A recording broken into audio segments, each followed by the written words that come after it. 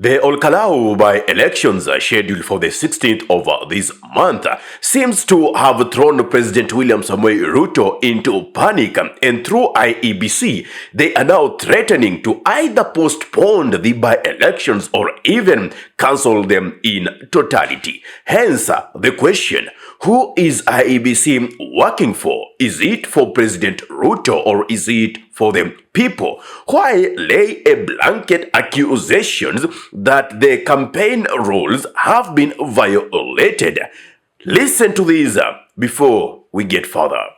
We find any culpability or any breaches of the code of conduct, the proper remedies shall apply, and up to, including disqualifying some of those candidates, if not all of them, those who are involved. And in the situation, in the event that working with the security officials and other stakeholders, if we find that the environment is not conducive enough for us to conclude the by-election in Olkalou, we will be left with no choice other than to take the most unfortunate and drastic step of postponing the elections in Olkalou. And if that's not enough, we will cancel it altogether. In the aforementioned reasons, you could see that the Iebc has realized that DCP is swiping clean on the ruling party UDA and the entire Kenya Kwanza regime. Not even the thousands of money they are pouring in Olkalou could make them shift their allegiance of one term into supporting the regime's candidate.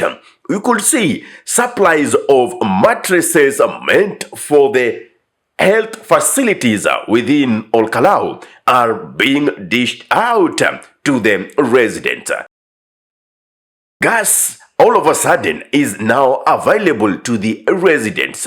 Roads all of a sudden are being constructed in Olkalou. You could see all of a sudden 2 boats have been given to the residents to help them with fishing in the dam. The question is, where were they all this time? I understand Iebc always goes for an individual behavior. Like, if it is DCP's candidate who is violating the code of conduct and the rules governing the campaigns, it is him who should be disqualified from running. If it is the UDA candidate, as it is in this case, who is violating those rules, then it is squarely and in order that it is him who should be disqualified. Therefore, why is Iebc running from responsibility and now throwing a blanket accusation affecting everyone?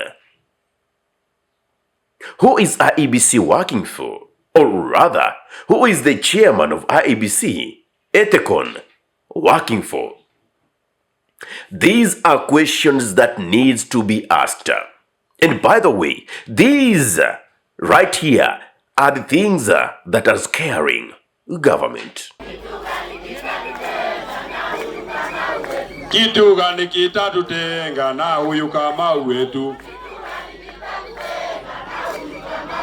Ni pesa, ni mushere,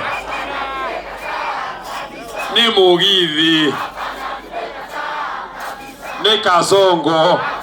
Acha haka songo kokera thauti ni kasongo. Baka wenye wako kwa barabara ni kasongo.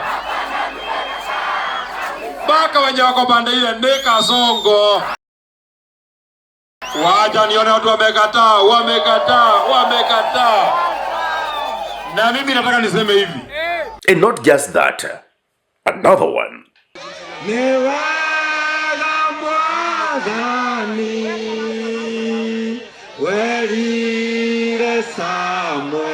Samueli, dote agera Ado mahove nekya dinekye harambe harambe.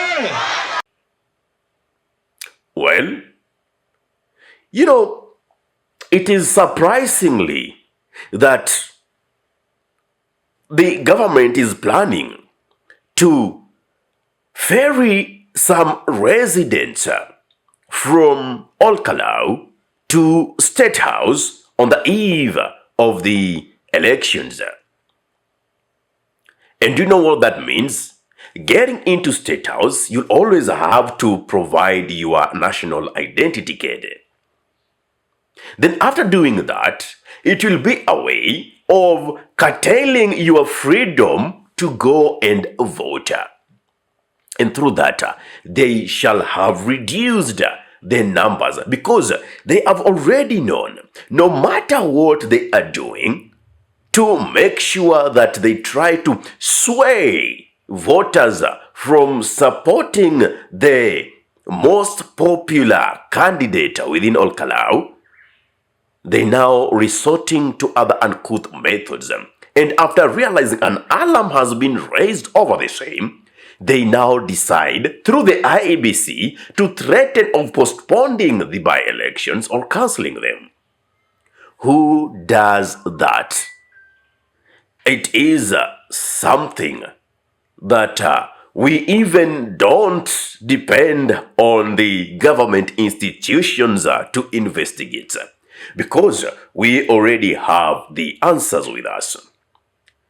Is Iebc trying to test waters which will then be taken through to 2027?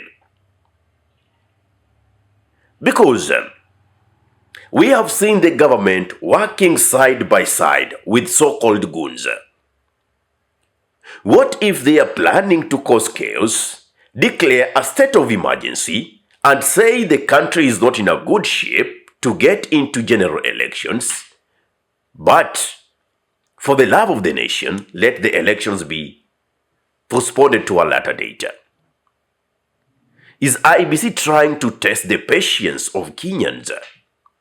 It's like the regime want to see how far they can push you and what retaliatory method will you use so that they prepare themselves for 2027, as they know Ruto already has no popularism in the whole of Kenya. Nobody loves him. And if there are, it is people who are blinded by greed.